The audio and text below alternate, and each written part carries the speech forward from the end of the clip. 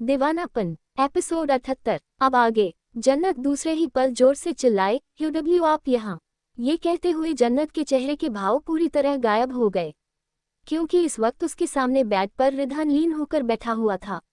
रिधान को देखकर तो जन्नत को कुछ समझ ही नहीं आया, लेकिन रिधान ने जब उसकी आवाज़ सुनकर उसकी तरफ देखा तो एक पल के लिए वो उसे देखता रह गया। इस वक्त जन्नत एक बाथरोब में थी और उसमें उसके गोरे पैर साफ साफ दिखाई दे रहे थे, जिससे वो काफ़ी ज़्यादा अट्रैक्टिव लग रही थी। लेकिन इस वक्त जन्नत के जहन में सिर्फ और सिर्फ रिधान चल रहा था और वो रिधान को देखकर एक तरह से डर गई थी।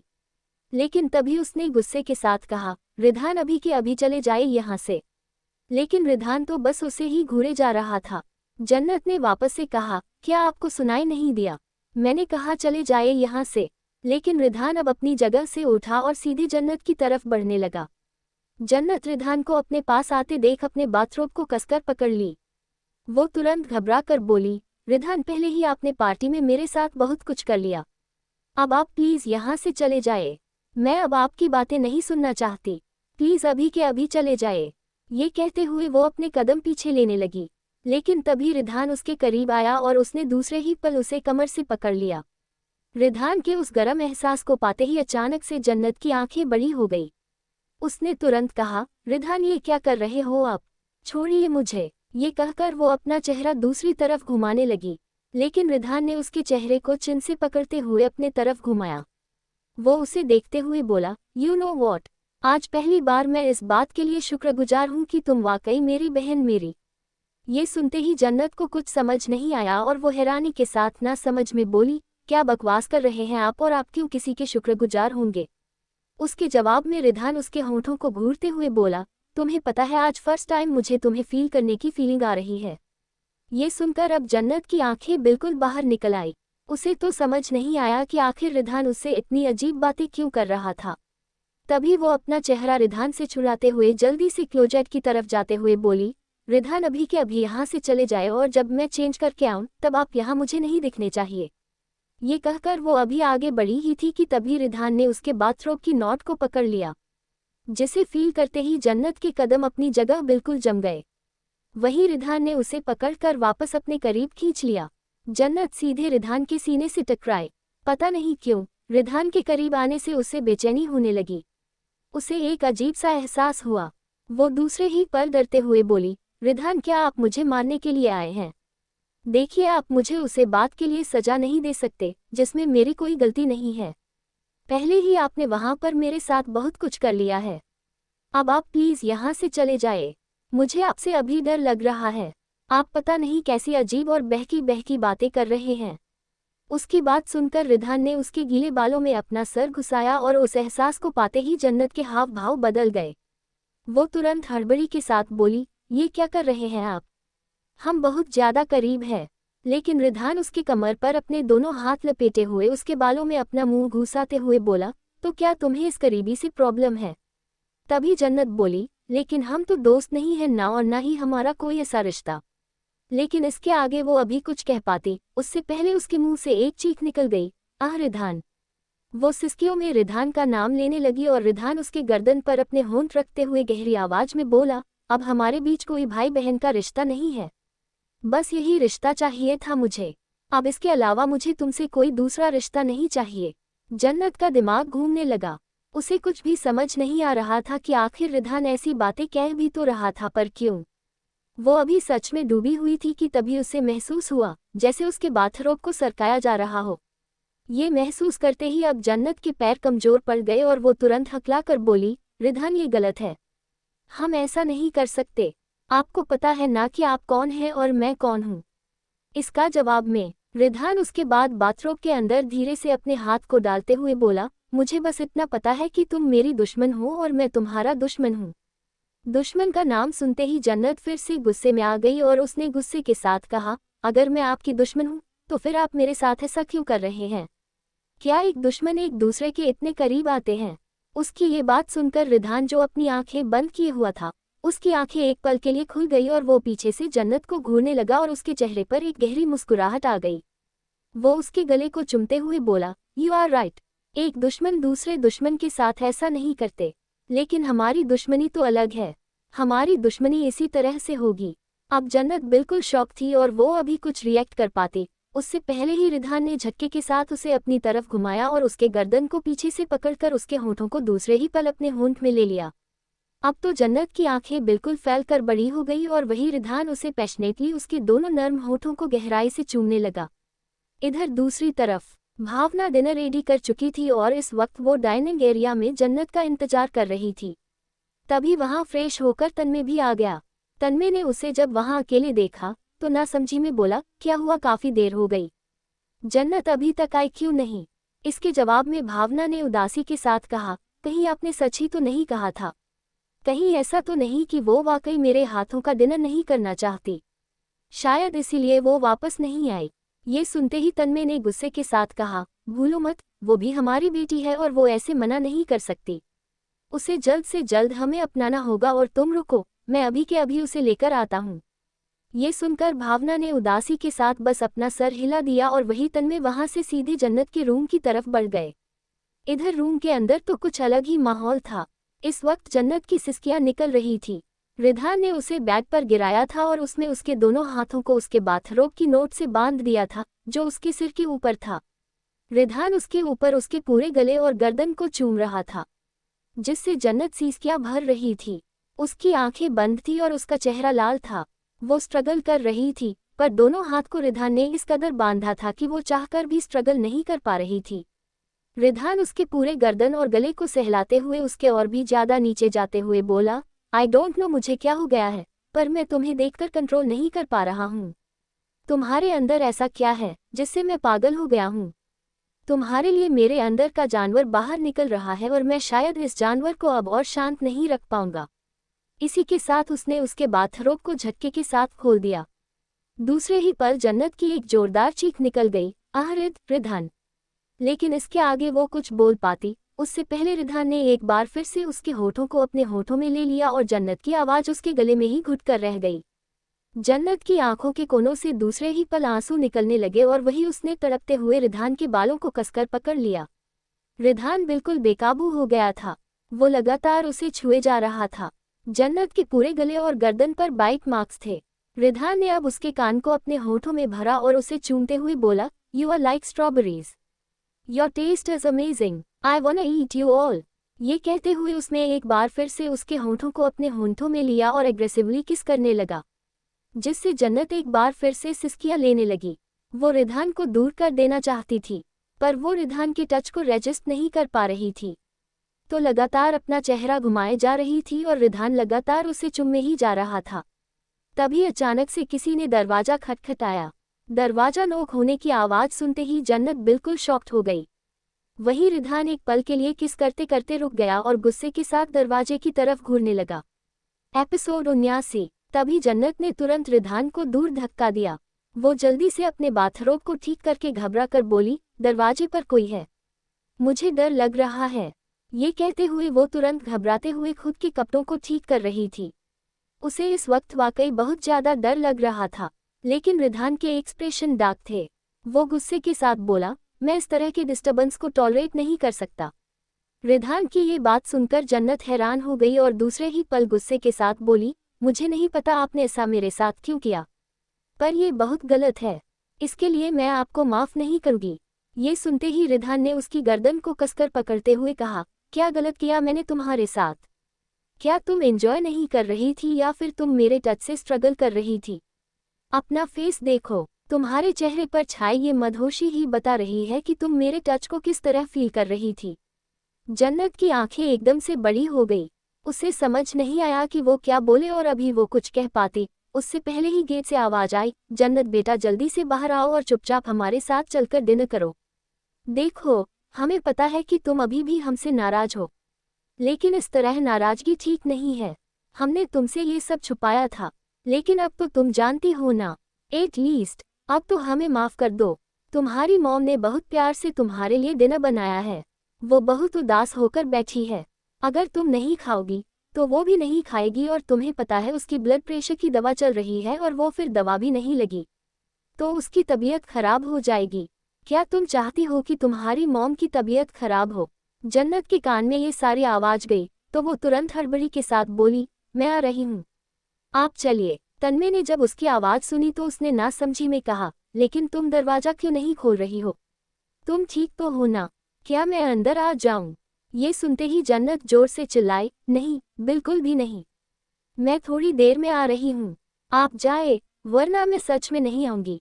तन्मय जो दरवाजा खोलने वाले थे, उसकी ये बात सुनकर रुक गए और फिर दूसरे ही पल बोले, नहीं नहीं बेटा, तुम नीचे आओ।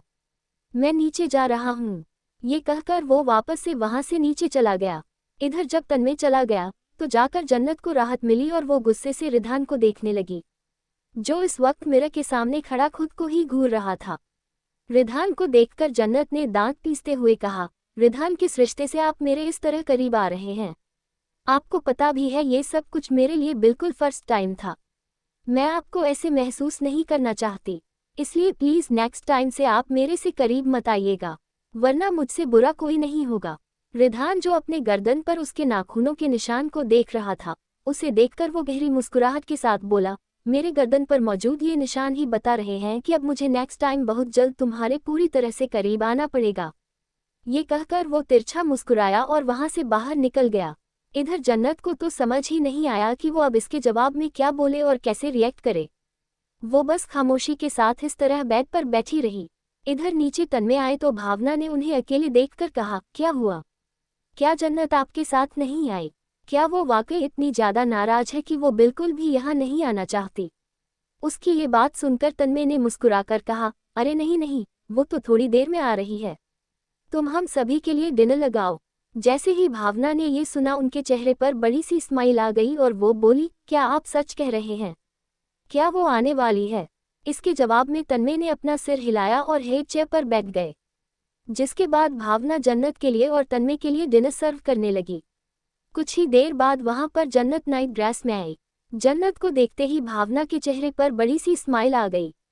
उन्होंने खुद जन्नत के लिए चेयर को खींचा। ये देखकर जन्नत ने हिचकिचाते हुए कहा, आपको ये सब कुछ करने की जरूरत नहीं है, वो भी ऐसी लड़की के लिए जो आपकी बेटी ही नहीं है। डायरेक्ट उसकी ये बात सुनकर तन्मय जो डिनर कर रहे थे, वो एकदम से रुक गए और गुस्से के साथ बोले, हाँ, हमें पता कि तुम हमारी बेटी नहीं हो, लेकिन इसका मतलब ये नहीं कि तुम बार बार यही सारी बातें हमें याद दिलाओ। तन्मय की डांट से जन्नत चुप हो गई और वो चुपचाप बैठकर अपना डिनर करने लगी। भावना ने धीरे से तन्मय के हाथ को पकड़कर उन्हें शांत रहने का इशारा किया, जिसके बाद तन्मय भी शांत हो गए। वहां सभी चुपचाप डिनर कर रहे थे, पर तभी पीछे से एक भारी आवाज आए, इस लड़की के आने के बाद मॉम, आपको नहीं लगता कि आप मुझे बिल्कुल भूल जाते हैं? वहां रिधान की आवाज सुनकर तन्मय और भावना दोनों ही हैरान हो गए। तन्मय तुरंत गुस्से से रिधान की तरफ देखते हुए बोले, तुम यहाँ कब आए? इसके जवाब में रिधान जन्नत को घूरते हुए तिरछा मुस्कुराया और सीधे उसके सामने वाली चेयर पर आकर बैठते हुए बोला, मॉम मुझसे कुछ बात करना चाहती थी, इसलिए मुझे आना पड़ा। ये सुनकर तन्मय गुस्से से भावना की तरफ देखकर कहा, भावना, ये मैं क्या सुन रहा हूँ? इस लड़के ने जो किया, तुम उसके बाद भी उससे बात करना चाहती हो? ये सुनकर भावना ने उन्हें शांत करवाते हुए कहा, देखिए, इसलिए मैं इससे बात करना चाहती थी जिससे कि जो भी बात हो सब तुरंत क्लियर हो जाए। मैं नहीं चाहती कि किसी के दिल में गीले शिकवे रहे और अभी हम सब डिनर पर है, तो चुपचाप डिनर करते हैं, कोई बात बहस नहीं। ये कहकर भावना ने रिधान के लिए भी डिनर सर्व किया। रिधान की नज़र सिर्फ जन्नत पर थी, लेकिन जन्नत तो ऐसे रिएक्ट कर रही थी जैसे वहां रिधान एडजस्ट ही ना करता हो। वो चुपचाप सारा फोकस अपने डिनर पर किए हुए थी, लेकिन तभी अचानक से उसकी आंखें बाहर निकल आए और वो दूसरे ही पल खांसने लगी। उसे ऐसे खांसते देख भावना ने तुरंत हड़बड़ी के साथ कहा, क्या हुआ बेटा? तुम ऐसे खांसने क्यों लगी? क्या तुम्हें खाना ज्यादा स्पाइसी लगा? मैंने तो सब तुम्हारे ही टेस्ट का बनाया था। ये सुनकर जन्नत अपना थूक गटकते हुए सामने रिधान को देखने लगी। उसे समझ नहीं आ रहा था कि वो उन सबको क्या पता बताए कि इस वक्त रिधान नीचे उसके साथ क्या कर रहा था। जन्नत ने दूसरे ही पल अपना पैर पीछे खींचना चाहा, लेकिन उसके पैर रिधान के दोनों पैर में फंसे हुए थे और रिधान उसके पैरों को अपने पैरों से सहला रहा था, जिससे जन्नत ना चाहते हुए भी बहुत ही ज्यादा अनकंफर्टेबल और अजीब महसूस कर रही थी। तभी तन्मय ने कहा, बेटा, क्या तुम्हें खाना पसंद नहीं आया? आखिर में जन्नत ने गहरी सांस लेकर कहा, खाना बहुत टेस्टी है, बस मुझे अचानक से खांसी आने लगी। शायद मैंने कुछ गलत सोच लिया या फिर शायद गलत इंसान के बारे में सोच लिया। रिधान जो सूप पीने ही जा रहा था, उसकी ये आखिरी की लाइन सुनकर रुक गया और उसके चेहरे पर एक तिरछी मुस्कुराहट आ गई। वो जन्नत को एकटक देखते हुए बोला, किस गलत इंसान के बारे में सोच रही थी? कहीं वो यहाँ मौजूद तो नहीं है? ये सुनते ही जन्नत नीचे अपने पैरों को छुड़ाने में स्ट्रगल करते हुए बोली, नहीं, वो यहाँ मौजूद नहीं है। पर वो मेरे दिलो दिमाग पर अब हर वक्त छाया रहता है, क्योंकि मुझे उससे अब बदल जो लेना है। ये सुनकर रिधान ने मुस्कुराते हुए कहा, बदला लेने में मैं बहुत एक्सपर्ट हूँ। बताओ क्या करना है, मैं उसमें तुम्हारी हेल्प करूँगा। ये सुनते ही जन्नत ने जबरदस्ती मुस्कुराकर कहा, फिलहाल के लिए आप मुझ पर सिर्फ एक ही एहसान कीजिए, मुझे आप डराया कम कीजिए। उसकी ये बात सुनकर रिधान अब हंसने लगा। वही तन्मय और भावना उन दोनों की बहस को चुपचाप बस देख रहे थे। रिधान ने फिर हंसते हुए कहा, तुम ऐसी चीज मांग रही हो जो मैं चाहकर भी तुम्हें नहीं दे सकता, क्योंकि अब तो जिंदगी भर के लिए तुम्हारी आंखों का मेरे चेहरे से रिश्ता बन गया है। ये सुनते ही जन्नत हैरान हो गई और गुस्से से कांपने लगी। लेकिन तभी भावना ने उन दोनों को शांत करते हुए कहा, तुम दोनों कब बच्चों के जैसे लड़ना बंद करोगे? अभी चुपचाप सब डिनर करो। मैंने कहा ना कि कोई यहाँ बात बहस नहीं होगी। ये सुनकर जन्नत ने दांत पीसते हुए कहा, मैं आपकी बेटी नहीं हूँ, इसलिए आप मुझे मत समझाए। आपका इकलौता बेटा सिर्फ और सिर्फ रिधान है, तो आप उन्हें ही समझाए, क्योंकि मैं वैसे भी किसी से लड़ाई नहीं करती। ये सुनकर रिधान अपनी भौहें चढ़ाकर बोला, और रियली, तो तुम सोचती हो कि तुम बहुत शरीफ हो? ये सुनकर जन्नत ने भी अकड़ कर कहा, ऑफ कोर्स, मैं बहुत ही ज्यादा शरीफ इंसान हूँ, मेरे जैसा शरीफ कोई नहीं है। ये सुनकर रिधान अब उसे ध्यान से देखने लगा और बोला, अगर तुम इतनी ही शरीफ हो तो तुम्हारे गर्दन पर ये बाइट मार्क्स क्या कर रहा है? अचानक से जन्नत का चेहरा सफेद पड़ गया और वो तुरंत शॉक होकर अपने गर्दन को पकड़ ली। इधर तन्मय और भावना ने भी जब ये सुना तो वो भी तुरंत हैरानी के साथ जन्नत को देखने लगे। जन्नत को अब समझ नहीं आ रहा था, उसका दिमाग बिल्कुल पागल होने लगा था। वो गुस्से के साथ रिधान को देखने लगी। रिधान इस वक्त बिल्कुल एक्सप्रेशनलेस था और चुपचाप सूप पी रहा था। रिधान को इस तरह रिएक्ट करते देख जन्नत ने दांत पीसते हुए कहा, वो कितने शरीफ बन रहे हैं, जबकि इन्हें अच्छे से पता है कि ये सब कुछ इन्होंने मेरे साथ किया। अब मैं क्या करूं? मैं कैसे बताऊं सबको कि मैं विक्टिम हूं और मेरे साथ गलत करने वाला कल्प्रिट मेरे सामने बैठा है? तभी भावना ने भी उसके गर्दन पर वो वाइट मार्क्स देख लिया, जिसे देखकर वो नासमझी में बोली, बेटा ये वाइट मार्क्स कैसे आए? देखो ये सवाल इस तरह पूछना सही नहीं है, लेकिन मुझे तुम्हारी फिक्र हो रही है। तुम्हारी उम्र अभी बहुत छोटी है और इस उम्र में ऐसे।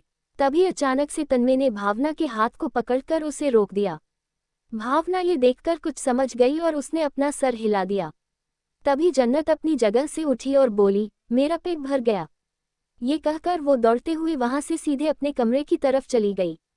वहीं उसे ऐसे जाते देख भावना ने तुरंत कहा, बेटा सॉरी, मुझे ऐसे पर्सनल सवाल नहीं करना चाहिए था, तुम वापस आ जाओ और डिनर करो। लेकिन जन्नत वहां से अब तक चली गई थी, जिसे देखकर अब किसी को कुछ समझ नहीं आया। तभी रिधान भी अपनी जगह से उठकर बोला, मैं स्टडी रूम में जा रहा हूँ। डैड आपको मुझसे कुछ डिस्कस करना था। राइट, आप स्टडी रूम में चले आएगा, लेकिन मेरे पास टाइम बहुत लिमिटेड है, तो आप मेरे टाइम की कदर कीजिएगा और जल्दी आएगा। उसकी ये बात सुनकर तन्मय उसे गुस्से के साथ देखने लगा और रिधान गहरी मुस्कुराहट के साथ वहां से स्टडी रूम की तरफ बढ़ गया। इधर भावना ने उदासी के साथ कहा, अब मैं क्या करूं? जन्नत तो उदास हो गई, लेकिन आपने मुझे उस वक्त रोका क्यों? वो अभी बच्ची है और वो बाइट मार्क्स देखकर लग रहा था जैसे कि उसने किसी के साथ। तभी तन्मय ने गुस्से के साथ कहा, मुझे लगता है कि ये सब कुछ उस वैभव ने किया होगा। वो वैभव ही मेरी भोली भाली जन्नत को फंसाने की कोशिश कर रहा है। वो मेरा बिजनेस राइवल है, उसे लगता है कि वो जन्नत को फंसाएगा तो मुझसे बदला लेगा। लेकिन अब मुझे जन्नत से अच्छे से बात करनी पड़ेगी, इस तरह मैं उसके साथ गलत होते हुए नहीं देख सकता। ये सुनकर भावना ने हैरानी के साथ कहा, क्या आप सच कह रहे हैं? क्या उस वैभव ने ये सब कुछ किया है मेरी जन्नत के साथ? अगर ऐसी बात है तो मैं खुद भी उसे माफ नहीं करूंगी। क्या उसे पता नहीं है कि वो भी कितनी छोटी है? क्या उसकी उम्र है ये सब कुछ करने की? तन्मय, मुझे उसकी बहुत टेंशन हो रही है, प्लीज कुछ कीजिए, मैं नहीं चाहती कि उसका कोई गलत फायदा उठाए। ये सुनकर तन्मय ने कहा, तुम फिक्र मत करो, जब तक वो इस घर में है तब तक सेफ है। ना हम उसे कहीं बाहर जाने देंगे और ना ही कोई उसके साथ ऐसा करेगा। ये सुनकर भावना ने अपना सर हिला दिया और तन्मय स्टडी रूम की तरफ बढ़ गया। इधर जन्नत के रूम में जन्नत बेड पर अपनी आंखें बंद करके लेटी हुई थी। उसकी आंखों के कोने लाल थे और वो अपने गर्दन पर बने उस बाइट मार्क्स को टच कर रही थी। तभी उसने गुस्से के साथ कहा, मैं इस घर में बिल्कुल भी नहीं रहूंगी। अभी इस घर में आए मुझे पहली रात हुई और मेरे साथ ये सब कुछ हो गया। मैं यहाँ से कल तुरंत चली जाऊंगी। सोचा तो था मैंने कि मैं यहाँ पर रहकर रिधान को सबक सिखाऊंगी और उनसे बदला लूंगी, लेकिन आज जो कुछ भी हुआ उसके बाद तो मेरी बॉडी मेरा साथ नहीं दे रही है। मुझे बहुत बेचैनी महसूस हो रही है। पता नहीं ये कैसी बेचैनी है। मैं किसकी हेल्प लूं? मुझे कुछ समझ नहीं आ रहा है। अभी वो ये सब कुछ कह ही रही थी कि तभी उसके दिमाग में अनु का ख्याल आया, जिसे सोचते ही उसने तुरंत एक्साइटमेंट के साथ अपना फ़ोन उठाया। फिर वो जल्दी से बोली, हाँ, इन सब में सिर्फ अनु ही मेरी मदद कर सकती है। जिसके साथ ही उसने डायरेक्ट अनु के पास कॉल डायल कर दिया। आगे की स्टोरी के लिए कमेंट कीजिए।